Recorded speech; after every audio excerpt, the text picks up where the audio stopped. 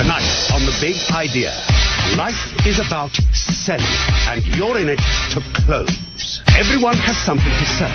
A thing, an idea, a dream. And sealing the deal is the only path to the life you want. The cartoons of making the sale are all around us. Steve Carell working the phones in the office. All right, done deal. Thank you very much, sir. But selling is no joke. Selling is power, and the powerful use it for everything from the worst manipulations to selling the highest ideals on earth. Tear down this wall.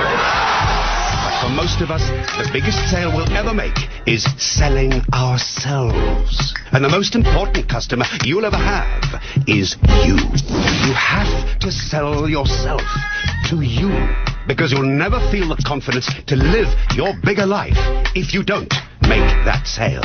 So, are you game? I don't care who you are or what you do. Everyone in the world is in sales. We're all in it. Every single day of your life, you're selling something. So how do you do it? How do you go from being poor, maybe just average at selling, to becoming a master? Tonight we're going to show you. We're going to cover every angle on the art of selling. And it all starts with selling yourself. Lisa Robertson has sold millions of dollars worth of merchandise as one of the all-star hosts of QVC with her own show, PM Style. Lisa, you're selling. 93 million people are buying every Yes. night, and you say it starts with you assume everyone likes you. Isn't that great? I have a job where I just get to look at a camera and assume everyone likes me. It's fabulous. But is that key in anything where you have to kind of walk in and say, they're going to like me, and kind of carry that whole thing about you? You know, I think whenever you approach someone with anything like this, usually it's because you're afraid they're not going to like you. If I'm uneasy, if I'm tense, I approach you like this, therefore then you're not comfortable with me. Or if I walk in and go, Donnie, how are you? Then I just assume you like me, and I act like you like me, and then you probably do like me. Yeah, but and then if you like me, then you're going to listen to what I have to say. But do I have to worry about then if I kind of lean on my personality and then people like me that you're a little silly? Hey, how you doing? And No, I think silly's good. You like that? I do, because I think whenever you take yourself too seriously, who wants to deal with you? Right. I mean, then you're like a caricature on one of the shows. People selling things. I'm important. I'm selling things on, the phone. You want to be fun. If it's silly, it's great. Whenever somebody is themselves, and if you're a little silly, be yourself, then people are going to relate to that. Part of your formula also is, we talk a lot about confidence on the show, that you have to, how do you send off confidence in a sell? Well, I mean, I think a lot of it is experience. I've been doing it a long time, so I'm very comfortable with what I'm doing. And then you're not thinking about how you're doing it. You're in the moment. You're having a great time. You're talking about things you love. You're working with great people.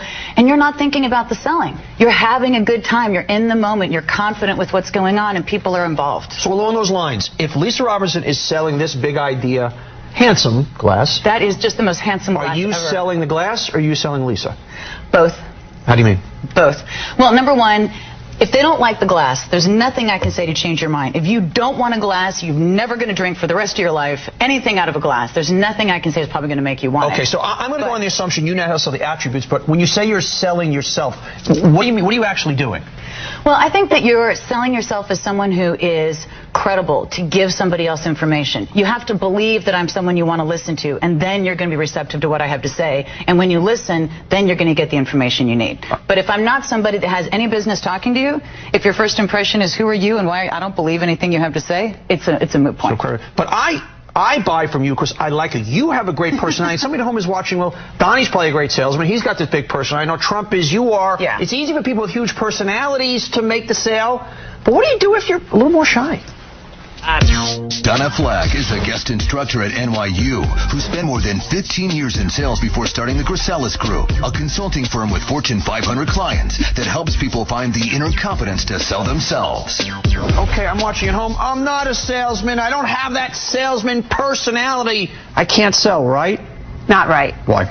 Because there are a lot of different types of people, and I think as soon as we ascribe to this notion that one size fits all, and that there has to be one way of doing things, I think we get ourselves into trouble.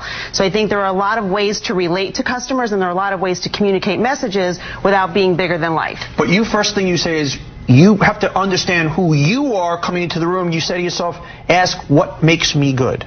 Right. How do you mean? Well, I think if you were to position any product and you go to position yourself, the things you have to do are pull out the qualities, pull out the attributes, name them, figure out what makes it good and what makes it sellable and what will make someone want it. Well, so every good salesperson will say they have to know their product. So the same thing can go if you're selling yourself. You have to know yourself. Okay, so you're saying the same thing that works with a product works with yourself, Yes. and you say, what makes me who I am? What do I bring to the table? So for somebody at home, let's say, if they are a little more shy, they're not a good salesperson, I can't sell, I don't have confidence, how do they go through that exercise? But they can, because if you first look at yourself and say, again, I think one of the biggest opportunities for people is to assess first kind of who are we? You know, who am I?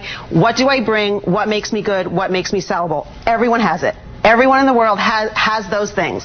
So if you do that and then you figure out what the words are, you wrap the words around a language to describe yourself, then you've got your message, and then you just have to start practicing. I mean, you have to just do it. Not everybody has to do it in this bigger than life, presentation. So what you're saying is kind of an ordinary person can be a great salesperson. How does an ordinary person become an extraordinary salesperson? Kendra Scott had no experience in sales until she put herself to the test and discovered a talent for selling millions with her jewelry line, Kendra Scott Jewelry. All right, Kendra, you're beautiful, you're outgoing, you seem extraordinary now. Let's put up the picture of you early on. You were anything but the quintessential salesperson. So embarrassed. Look at that. So tell me about you as a kid. I was legally blind in my right eye. I wore those big glasses. My head was too big for my body. I was awkward. I had to have a personality to make friends. So I would walk into a room and just be as colorful and happy as I could be. So were you almost overcoming for a lack of confidence, or you had that confidence? I think that when I looked in the mirror, I didn't have it. I had great parents who kept telling me, you are beautiful, wonderful, confident, fabulous woman. It's inside of you. Just go get them. And even today when I'm nervous, I hear that little voice. I hear my dad in the back of my head. You're beautiful, confident, and fabulous, So does it go back to what Lisa says, that when you're selling your jewelry, are you selling, I'm beautiful, I'm confident, I'm wonderful? Am I selling, you like me? Am I selling the jewelry? What are you selling? I don't sell the jewelry. I sell me. I sell this colorful person who loves what they do, who's passionate about what they do, and people want part of that. And if they can put that on their wrist and that transfer of energy gets put to them, they're sold. Okay, let's talk about the art sale. Nobody knows better than this next guy.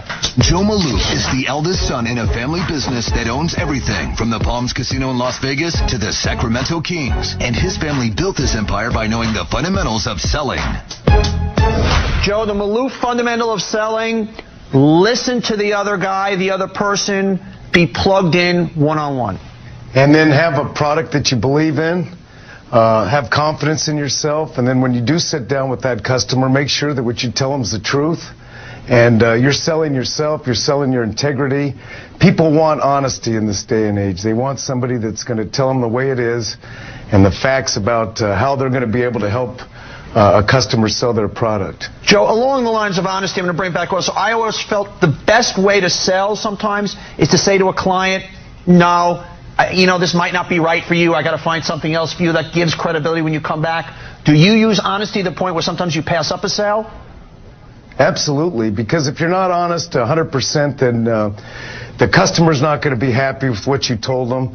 Something's going to go wrong with the sale. It's just not going to work out, and then he'll never trust you again. So your credibility is the most important thing that you have. Joe, I also want to talk, and I want to bring back to the panel here the P word: preparation, preparation, preparation. Tell me how you make that work for you in the Maloof family.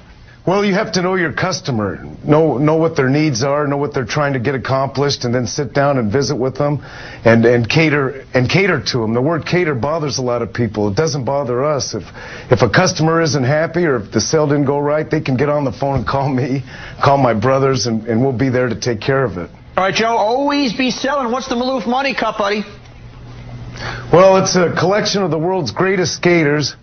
The top 35 skaters alive. We're going to have a contest July 11th, 12th, and 13th in Orange County. We'll bring them all together. The largest purse in the history of skateboarding, $500,000. First prize is $100,000 on the street, and then on the vert, that's another $100,000. So it's going to be a spectacular event, and we're real proud of it. I love it. Always be selling. Okay, here the playbook plays. Confidence is key in selling. Confidence in yourself and confidence in what you're selling. There is no compromise when it comes to honesty. No grays there. Be your authentic self. Even if you're a shy person, it's the most effective personality you bring to selling. Got a lot to sell tonight. More big ideas straight ahead. Could everything you thought you knew about closing a deal be wrong. The sale starts the minute you walk out the door. In your life, who's the most important person you have to sell? A customer, someone you work with, your spouse, yourself. Go to bigidea.cnbc.com and cast your vote.